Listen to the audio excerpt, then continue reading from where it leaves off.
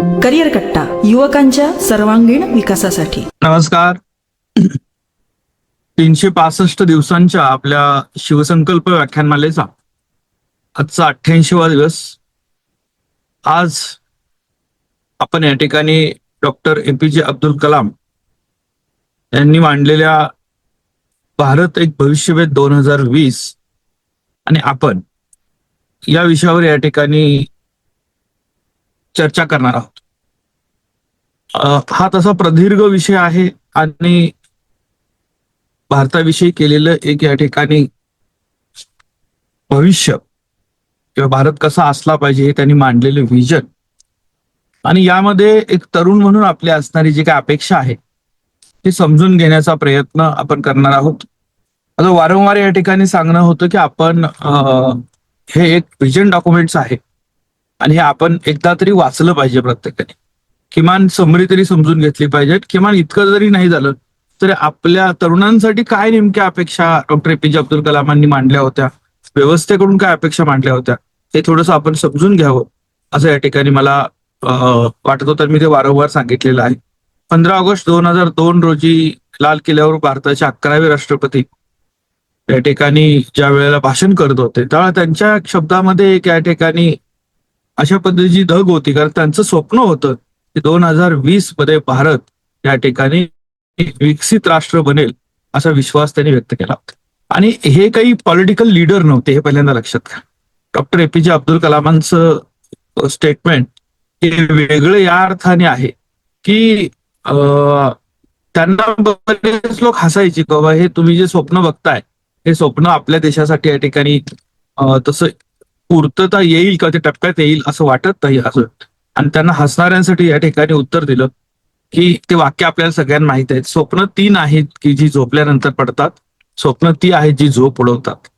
आणि अशी झोप उडवणारी स्वप्न बघण्याचं एक धाडस त्यांनी स्वतः केलं आणि आपल्या सर्व तरुणांना देखील या ठिकाणी त्यांनी आवाहन केलं की छोटी स्वप्न बघणं हा गुन्हा असतो, फेल्युअर हे नाही. लक्षात ठेवा. म्हणजे त्यांना काय म्हणायचं होतं, failure is not but law is crime. म्हणजे छोटे स्वप्न बघणं हा गुन्हा असतो. जर करता अपयश आला तर तो गुन्हा नाही. अपयश या ठिकाणी पुढं पुन्हा त्याच्यावर ओव्हरकम करणं, मात करणं हे शक्य असतं. लक्षात घ्या.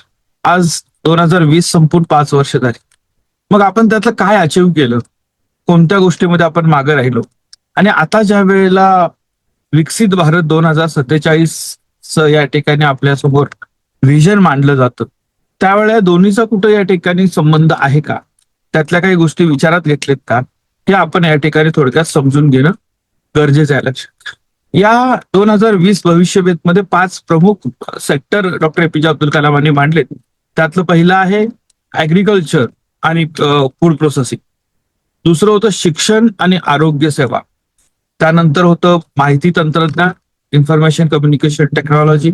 त्यानंतर होतं इन्फ्रास्ट्रक्चर, रस्ते, वीज, पाणी.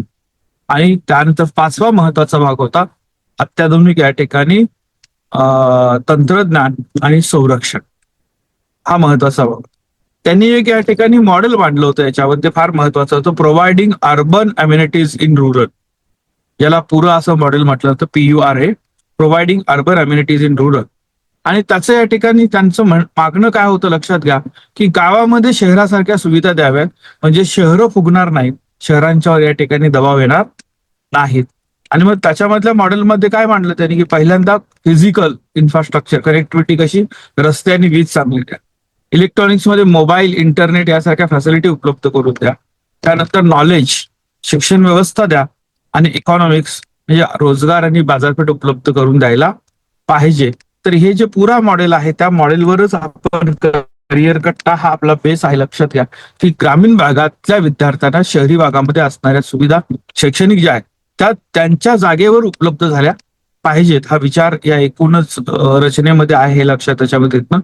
व्हिजन 2020 ते 2026 मध्ये नेमकं काय आहे साध्य केलं आपण, 4 टप्प्यात साध्य झालं ते बघू आपण. पहिला आहे तंत्रज्ञानामध्ये. चांद्रयान 3 पर्यंत आपण या ठिकाणी उड्डाण मारली, म्हणजे दक्षिण ध्रुव यशस्वी या ठिकाणी 2023 ला आपण गेलो, जगातलं पहिलं व्याट. त्यानंतर या ठिकाणी आदित्य L1 हे सूर्यमोहीम. त्यानंतर या ठिकाणी भारत एक 5वी अर्थव्यवस्था म्हणून पुढे आला लक्षात. आणि डिजिटल क्रांती कोणती घडली तर युपीआयच्या बाबतीमध्ये जगातले सगळ्यात मोठा पेमेंट गेटवे आपला झाला. आधार बाबतीमध्ये 140 कोटीपेक्षा जास्त लोकांची डिजिटल ओळख निर्माण झाली. अं, जनधन आधार आणि मोबाईलचं एक टेक्निक जाम नावाची टेक्नॉलॉजी आणि त्यातनं ट्रान्सफॉर्मेशन आपण अचीव्ह करू शकलो. 5G ची व्यवस्था बऱ्यापैकी एस्टॅब्लिश झालेली आहे आणि 6G साठी रिसर्च सुरू आहे. आणि इंडियन स्टॅक एक वेगळ्या पद्धतीचं जागतिक मॉडेल आपण बनवायला सुरुवात करतो हे लक्षात घ्या. त्या दिशेला पायाभूत सुविधांच्या बाबतीमध्ये बघाल तर हायवेची जी काही नॅशनल हायवे जी आहे त्याची संख्या दुप्पट झालेली आहे. त्यानंतर वंदे भारत आणि बुलेट ट्रेन सारख्या या ठिकाणी काही नवीन प्रयोग आपल्याला बघायला मिळतात. स्मार्ट सिटीचं व्हिजन मांडण्यात आलेलं आहे. त्यानंतर सागरमाला हा भाग विशेष डेव्हलप करण्यासाठी प्रयत्न चालू आहेत. आणि विमानतळांची संख्या जी 74 होती ती 150 पर्यंत आपण पोहोचलेलो आहोत आणि अजूनही काही डेव्हलप होत आहेत लक्षात घ्या. शैक्षणिक क्षेत्रातला मोठा बदल आपण आता ज्यातनं सामोरे जातोय. प्रयोग आहेत. चांगल्या वाईट अनुभवांनुसार आपण या ठिकाणी राष्ट्रीय शैक्षणिक धोरण 2020 घेऊन आपण पुढे जात आहोत. त्यानंतर या ठिकाणी आयुष्यमान भारत सारखी एक योजना आपल्याकडे आली जी 5 लाखापर्यंत एक आरोग्याचं कवच देणारी 50 कोटीपेक्षा जास्त नागरिकांना या माध्यमातून मोफत आरोग्य सेवा देण्याची ती घोषणा करण्यात आलेली आहे. IIT IIM मध्ये संख्या चांगली तिप्पट वाढलेली आहे. स्किल इंडियाच्या माध्यमातून काही प्रयत्न केलेले आहेत हे लक्षात घ्या. डिफेन्समध्ये आपण या ठिकाणी जिथं 1,000 कोटी रुपये खर्च करत होतो त्याचा 21,000 कोटीपर्यंत डिफेन्सचं बजेट या ठिकाणी वाढलेलं आहे. आणि चांगल्या पद्धतीचे काही या ठिकाणी ब्रह्मस असेल, तेजस असेल, आकाश असेल यासारख्या काही चांगल्या डेव्हलपमेंट आपल्याला यामध्ये बघायला मिळतात लक्षात घ्या. दरडोई उत्पन्नाचं वास्तव काय होतं आपण अचीव्ह करू शकलो का तर दरडोई उत्पन्न हे विकसित देशाच्या तुलनेने आपलं अजूनही कमी आहे. शैक्षणिक गुणवत्ता या ठिकाणी बघितलं तर 5वी पर्यंतच्या मुलांना वाचता येईलच असं सांगता येत नाही. दुर्दैवानं आता त्याच्या पुढे देखील बऱ्याच वेळेला आपण मुलांना व्यवस्थित वाचता येत नाही हे बघत असतो. कुपोषण या ठिकाणी किंवा ग्लोबल हंगर इंडेक्स मध्ये आपण अजूनही मागे आहोत. प्रदूषणाच्या बाबतीमध्ये भारतातली 14 शहरं आहेत की या ठिकाणी जी जगामध्ये सगळ्यात जास्त प्रदूषित शहरं म्हणून ओळखली जात आहेत. लिंगभेद आणि जेंडर इक्वेलिटी किंवा जाती व्यवस्थेमध्ये अजून अद्याप मागे आहोत लक्षात घ्या. जीडीपीचा होता रिसर्च अँड डेव्हलपमेंटसाठी जीडीपीच्या 2% खर्च करावा असा एक उद्देश डॉक्टर APJ अब्दुल कलामांनी आपल्याला सांगितलं होतं.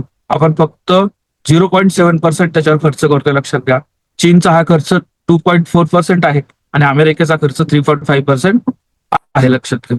शेतकऱ्याच्या संकटामध्ये त्याचा खर्च आणि उत्पन्न याचा असमतोल अजूनही आपल्याला बघायला मिळतोय लक्षात. ही उद्दिष्ट साध्य का झाली नाहीत हेही थोडंसं समजून घेणं गरजेचं आहे. एक तर या ठिकाणी अंमलबजावणीची योजना हे अत्यंत चांगली बनवली जाते लक्षात घ्या. पण ती राबवत असताना ग्राउंड लेवलला या ठिकाणी थोडंसं या ठिकाणी आपण वीक पडतो आणि मग त्याचे रिझल्ट आपल्याला दिसत नाही. लोकसंख्येची वाढ प्रचंड वेगानं झालेली आहे. 142 कोटीपेक्षा जास्त आपण पुढे गेलेलो आहोत. राजकीय बऱ्याच वेळा इच्छाशक्ती प्रायोरिटी प्रत्येकाच्या वेगळ्या असतात आणि सगळ्यात महत्वाचं मॉडेल जे होतं ती R&D मधली गुंतवणूक तर कमी आहेच पण सगळ्यात महत्वाचं लोकसहभाग जो आहे तो फार महत्वाचा असतो तिथं आपण कमी पडतो हे लक्षात घ्या. कलमांचं जे व्हिजन 2020 पासून आता आपण विकसित भारत 2047 पर्यंत ज्या वेळेला आपण मांडतो त्यावेळेला ही तुलना जी आहे ती आपण बघितली पाहिजे मांडली पाहिजे लक्षात घ्या. आज भारतानं काही नवीन उद्दिष्ट ठेवले ती कोणती तर 2047 या स्वातंत्र्याच्या 100 ज्या वेळेला आपण पूर्ण करू त्यावेळेला एक विकसित भारत आपला असेल. 3 ट्रिलियन इकॉनॉमीचे या ठिकाणी आपण म्हणतोय कुपोषित असेल किंवा या ठिकाणी आपल्याकडं पॉवर्टी लाईन ही जवळजवळ संपलेली असेल अशा पद्धतीचं उद्दिष्ट आपण ठेवलेलं आहे. हा फरक 2020 आणि 2047च्या व्हिजन मधला लक्षात. तर कलामांनी या ठिकाणी आपल्याला जे काही शिकवण दिली त्याच्या काही महत्वाच्या गोष्टी बघू आपण त्याच्यामध्ये. पहिलं सूत्र ड्रीम आणि टिप. त्यांनी सांगितलं स्वप्न बघा हे फार गरजेचं आहे. तुम्ही जोपर्यंत स्वप्न बघणार नाहीत तोपर्यंत या ठिकाणी तुमच्या प्रवासाला सुरुवात होणार नाही. त्यामुळे डॉक्टर APJ अब्दुल कलाम म्हटले की आपल्या डोळ्यासमोर आलं पाहिजे की मोठी स्वप्न बघण्यासाठी तरुणांना ज्यांनी या ठिकाणी प्रेरित केलं असं एक व्यक्तिमत्व हे लक्षात घ्या. इग्नायटेड माइंड नावाचं या ठिकाणी जे पुस्तक मी वारंवार आपल्याला सांगतो की ते वाचलं पाहिजे आपण सगळ्यांनी. कारण तुम्ही विद्यार्थी नाही तर तुम्ही देशाचे प्रगत घडवायचा आहे आणि तो पुढच्या पिढीकडे सुपूर्त करायचा आहे. हा विचार डॉक्टर एपीजे अब्दुल कलामांचा आपण सातत्यानं आपल्या मनामध्ये प्रज्वलित ठेवला पाहिजे, की त्यांनी दिलेलं महत्वाचं सूत्र आपल्याकडे आहे, लक्षात घ्या. त्यानंतर काय म्हणतात, failure is the first step to success. हा विचार फार महत्वाचा आहे. काय की अपयश आलं म्हणजे काय झालं, की सक्सेसच्या दिशेनं तुमचं पहिलं पाऊल पडलेलं आहे, हे लक्षात द्या त्याच्या पद्धतीनं. कारण हे देखील स्वतः एक लक्षात घ्या, SLV3 मध्ये एक पहिलं अपयश आलंच आणि त्यांना ते सहन करावं लागलं. त्याच्यानंतर ते या ठिकाणी चांगल्या पद्धतीनं पुढे जाऊ शकले, लक्षात घ्या. पुन्हा म्हणतात ते small M is crime.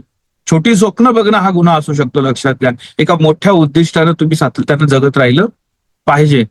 Knowledge plus hard work plus preservation is equal to success.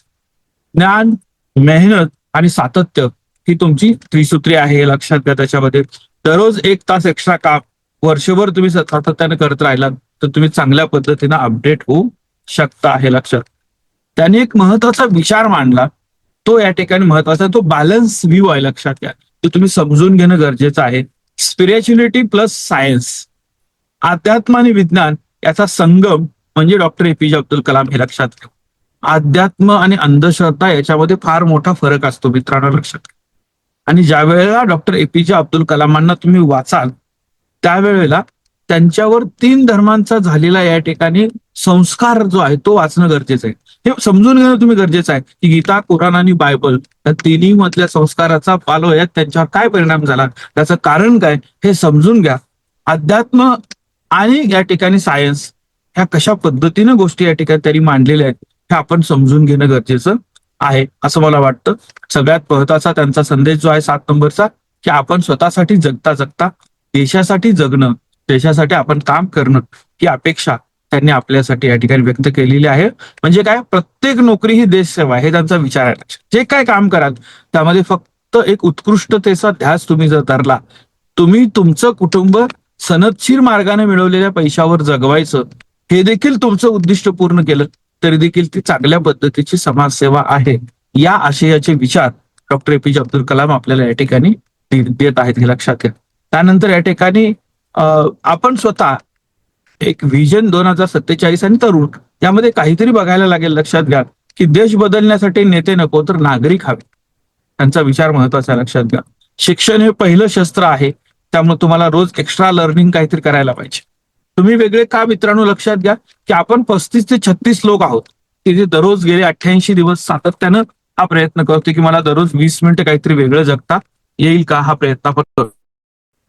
तर आपण हा प्रयत्न करतोय की दररोज एक 40-45 मिनिटं किंवा 20 मिनिटं ज्या वेळेला आपण एकत्र येतो त्यावेळेला आपला हा विचार असतो की आपण काहीतरी नवीन शिकतो, नवीन प्रयत्न करतो.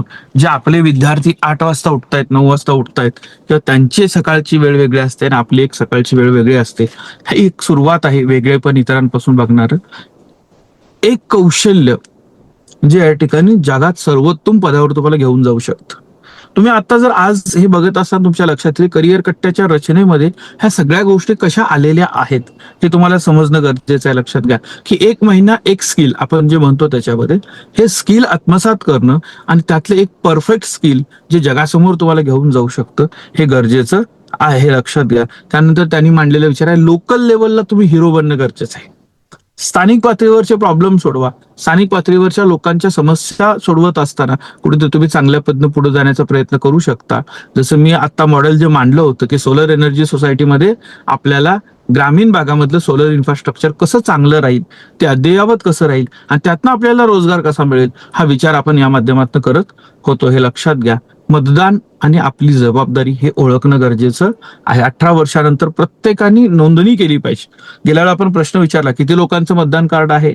आता आपल्याकडे या ठिकाणी रिव्हेरिफिकेशन चालू आहे मतदार यादीचं, तेही तुम्ही समजून घेणं गरजेचं आहे. आपलं नाव आहे का नाही यादीत हे समजून घेणं, जर नाव असेल तर ते टिकेल का नाही हे समजून घेणं हे गरजेचं आहे, हे लक्षात आहे. त्याच्या बाबतीतनं नियमितपणे उत्पन्न असं मिळवायचं की आपण टॅक्स पेअर बनलं पाहिजे.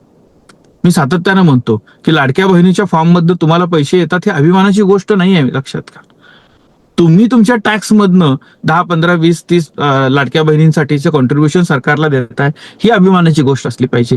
या दृष्टिकोनात आपण विचार करणं गरजेचं आहे, लक्षात घ्या. साधे साधे ट्रॅफिकचे नियम आहेत ते पाळणं हे आपल्यासाठी म्हणजे फार मोठं काहीतरी केलं पाहिजे असं नाही. आपण स्वतःमध्ये छोटा छोटा बदल हा मोठा इम्पॅक्ट घडवू शकतो. लक्षात घ्या. मेड इन इंडियावर आपण भर दिला पाहिजे. वस्तू निर्माण करण्यावर भर दिला पाहिजे, वापरण्यावर नाही. वापरण्यावर तर दिलाच पाहिजे, पण निर्माण करण्यावर भर दिला पाहिजे. कारण शक्य तिथं स्वदेशी उत्पादन असावं, असं डॉक्टर APJ अब्दुल कलामांनी दिलेला विचार आपल्याला लक्षात घ्या. पर्यावरण आणि समाजसेवा ह्या गोष्टी महत्वाच्या आहेत. 5 झाडं किमान लावा.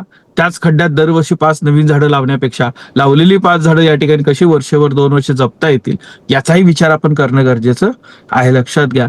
आणि तुम्ही एक टास्क म्हणजे ज्या वेळेला आपण जिल्हा नियोजन समिती, करिअर संस्थेचे विद्यार्थी याचं जर का थेअरी बघितलं तर ते काय आहे, APJ अब्दुल कलामांनी त्यात मांडलेलं आहे की दर आठवड्याला 5 तास तरी कमीत कमी समाजासाठी तुम्ही द्या.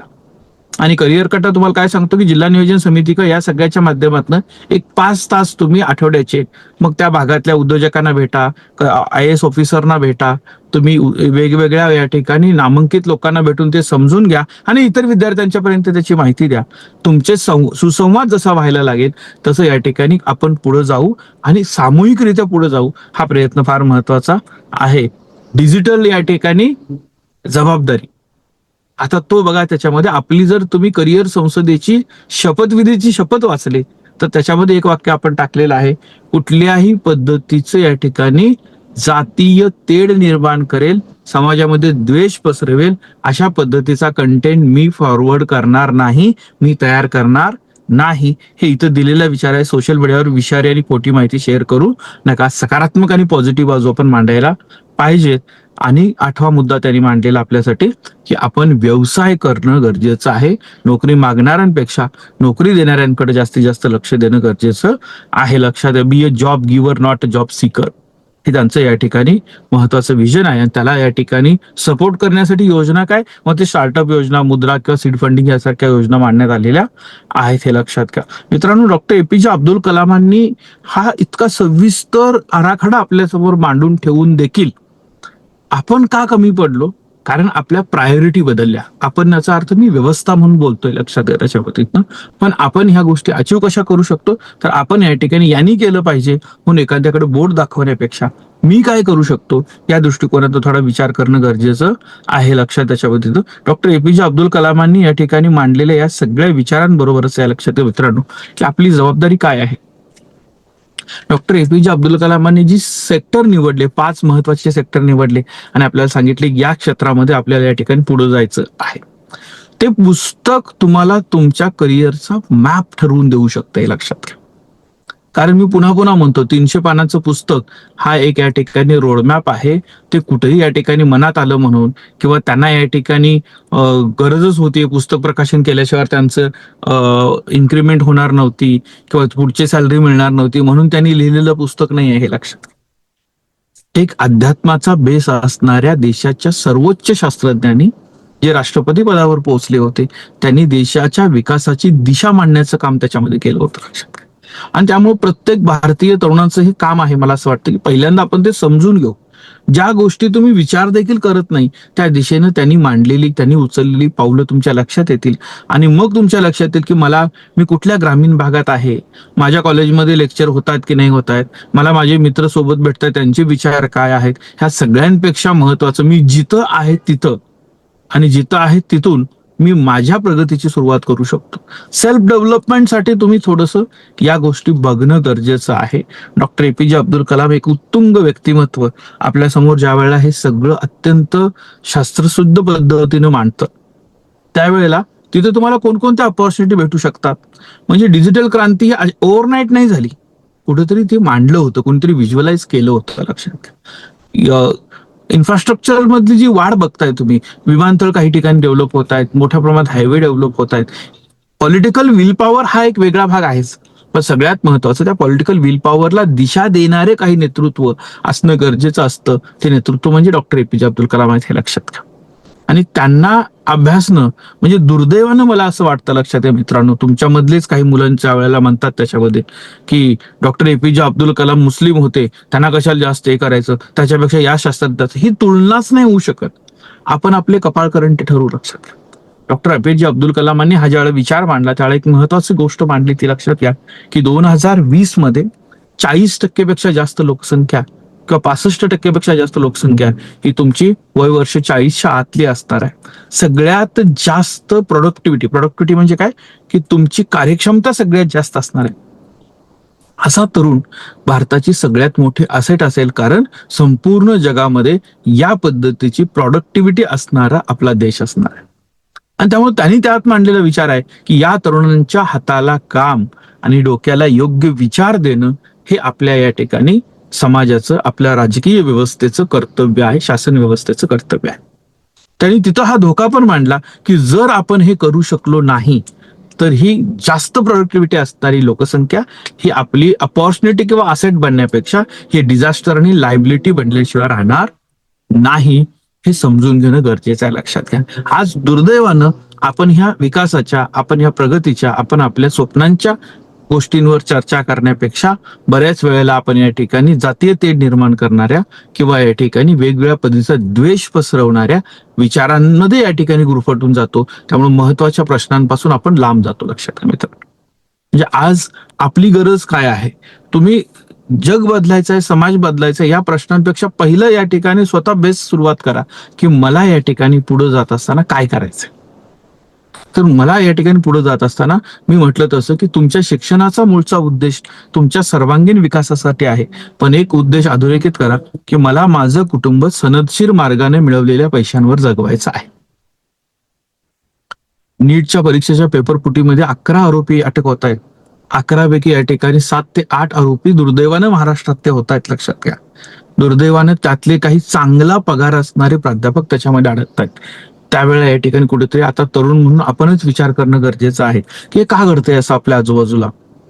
मग शैक्षणिक व्यवस्थेमध्ये शिकण्याचं कारण आपण विसरलोय का, हे देखील महत्वाचं आहे. म्हणजे माझं शिकण्याचं कारण हे या ठिकाणी परीक्षेमध्ये पास होणं आहे, जास्त मार्क मिळवणं आहे, का मला स्वतःला डेव्हलप होणं आहे, हा कुठेतरी भाग आपण समजून घेणं गरजेचं आहे, लक्षात त्याच्या बाबतीतनं. म्हणजे सेमिस्टरच्या परीक्षेच्या आदल्या दिवशी आपले विद्यार्थी मित्र ज्यावेळेला म्हणतात की काही IMP प्रश्न मिळतील का, ज्याचा मला या ठिकाणी अभ्यास करून तिथं जाता येईल, आणि नीटच्या परीक्षेला 8 दिवस 10 दिवस अगोदर तो पेपर या ठिकाणी विशेष कोचिंग म्हणून घेतलं जातं, या दोन्हीमध्ये काय फरक राहिला का.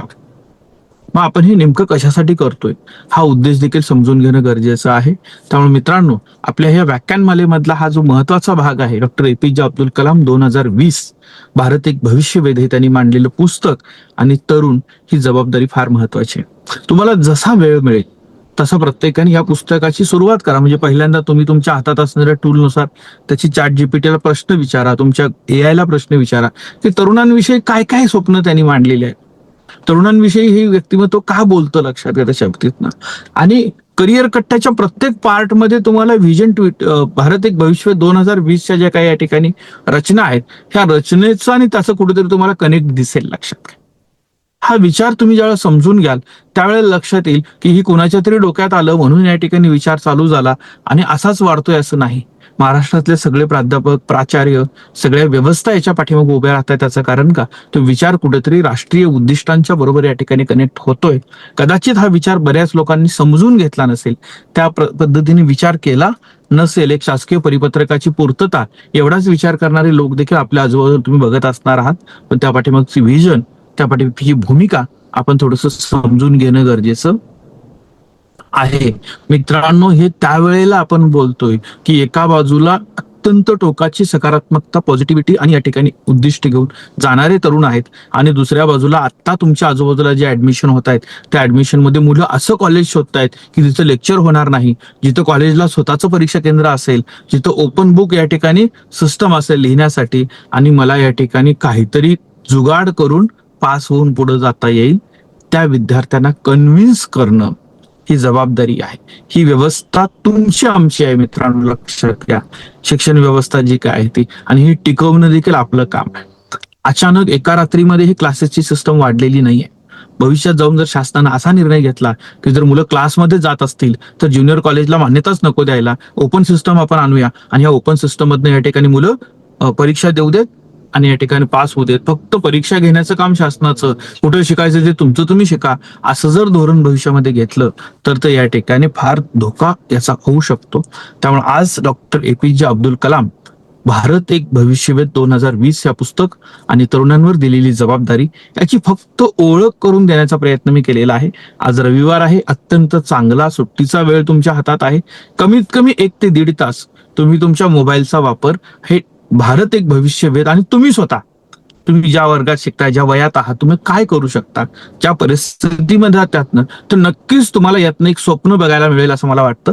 तर आज तुम्ही थोडासा वेळ घ्या आणि तुमचं एक स्वप्न तयार करा, जे अतिशय सुंदर असं स्वप्न असेल. स्वप्न सुंदर असलं की त्याचा प्रवास सुकर होतो आणि तो सुकर असा प्रवास या ठिकाणी तुम्हाला यशापर्यंत घेऊन जातो. तुम्ही बघितलेल्या स्वप्नाच्या पूर्ततेसाठी तुमचा प्रवास सुरू होऊ अशी एक या ठिकाणी तुम्हाला शुभेच्छा. आज उपस्थित सगळ्यांचं मनपूर्वक आभार आणि आज आपण इथंच थांबूया. धन्यवाद.